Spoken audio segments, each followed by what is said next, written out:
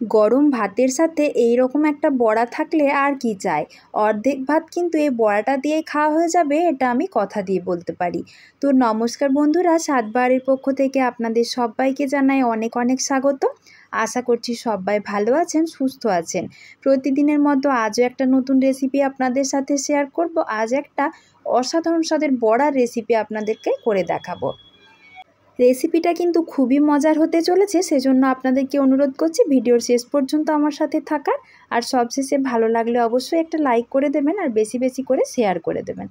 আমি এখানে এক টুকরো কুমড়ো নিয়ে নিয়েছি। আচ্ছা, আপনারা কুমড়ো কাটার পর এই ওপরের দিকের আঁতের অংশটা আপনারা কি করেন? নিশ্চয়ই ফেলে দেন।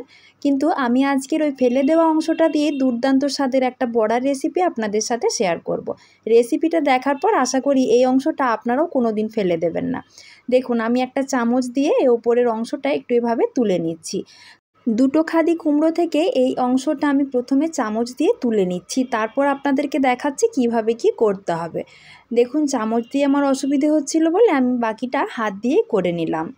আমাদের মধ্যে অনেকেরই কিন্তু অজানা যে এই অংশটাও খাওয়া যায়। সত্যিই খাওয়া যায়, খেতে কিন্তু দুর্দান্ত হয়। একবার বানিয়ে খেলে এই অংশটা কোনো দিন আর ফেলে দেবেন না। এবার আমি হাত দিয়ে এভাবে বীজগুলো একটু আলাদা করে নিচ্ছি। বীজগুলো আমার কাজে লাগবে না। এই কাজটা একটু কঠিন, একটু হয়তো সময় নিয়ে করতে হবে, তবে বীজটা এভাবে আমি বার করে ফেলে দিচ্ছি। এবার ওই আঁতিটা নিয়ে নিয়েছি, তার সাথে কয়েকটা উপকরণ আমি মিশিয়ে নেব। সবার প্রথমে আমি এখানে দুটো মাঝারি সাইজের পেঁয়াজ আর কয়েকটা কাঁচা লঙ্কা কুচি দিয়ে দিলাম। তার সাথে দিয়ে দিচ্ছি খুব সামান্য পরিমাণ একটু খাবার সোডা, যাতে বড়াগুলো মুচমুচে তৈরি হয়। এবার দিচ্ছি স্বাদ মতো লবণ, দিয়েছি লঙ্কার গুঁড়ো, সামান্য একটু জিরের গুঁড়ো আর হলুদ গুঁড়ো। তার সাথে দিয়েছি 3 চামচ মতো বেসন। এবার সব কিছু হাত দিয়ে চটকে চটকে মেখে নিতে হবে, তবে জল ছাড়াই কিন্তু মাখতে হবে, যেহেতু কুমড়োর ওখানটা থেকে এমনিতেই কিন্তু একটু জল জলে ভাব থাকে।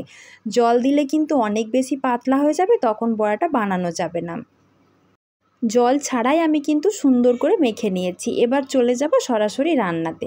কড়াতে দিয়ে দিয়েছি বেশ কিছুটা পরিমাণ তেল। তেলটা ভালোভাবে গরম হয়ে গেলে মিশ্রণটা বড়ার আকারে এভাবে তেলের ওপর দিয়ে দেব। এটা একটু সময় নিয়ে গ্যাসের ফ্লেমটা কমিয়ে দিয়ে ভালো করে ভেজে নিতে হবে, তা না হলে ভেতরটা কিন্তু নরম নরম থাকবে, খেতে ভালো লাগবে না।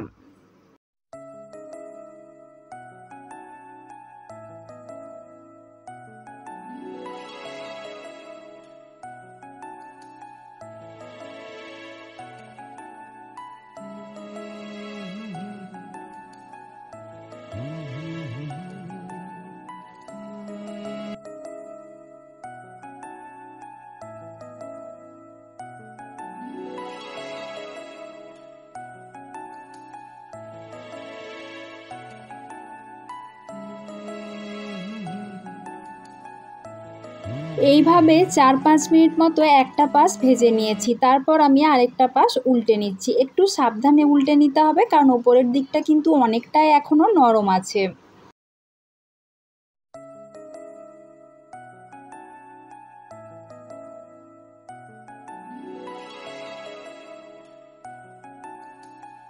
উল্টো পাশটাও আমি 3-4 মিনিট সময় নিয়ে ভালো করে একটু ভেজে নিয়েছি। এবার গ্যাসের ফ্লেমটা একদম কমিয়ে দিয়ে এগুলো রেখে দেবো, যাতে দুটো পাশই সুন্দরভাবে ভাজা হয়ে যায় এবং খেতে খুবই বেশি মুচমুচে লাগে। কিছুক্ষণ পর দেখুন বড়াগুলো সুন্দরভাবে লাল লাল করে ভাজা হয়ে গেছে। এবার গ্যাসের ফ্লেমটা বন্ধ করে দিয়ে আমি বড়াগুলো পরিবেশনের জন্য নামিয়ে নিচ্ছি। দেখুন বড়াগুলো দেখতে কতটা লোভনীয় হয়েছে। আমরা সাধারণত কুমড়োর এই অংশটা বাদ দিয়ে দিই, কিন্তু আশা করব আমার আজকের এই ভিডিওটা দেখার পর আপনারাও এই রেসিপিটা অবশ্যই বাড়িতে একবার বানিয়ে দেখবেন। খেতে কিন্তু খুবই সুন্দর হয়, আশা করছি আপনাদেরও অনেক ভালো লাগবে। গরম গরম ভাতের সাথে এই রকম রেসিপি থাকলে অর্ধেকটা ভাত এটা দিয়েই খাওয়া হয়ে যাবে। বড়াগুলো খেতে এতটাই সুন্দর হয়। বা আপনারা বিকেলের দিকে হালকা ফুলকা স্ন্যাক্স হিসেবেও এই রকম রেসিপি বানিয়ে খেতে পারেন, কেউ বুঝতেই পারবে না যে এটা কী দিয়ে বানানো।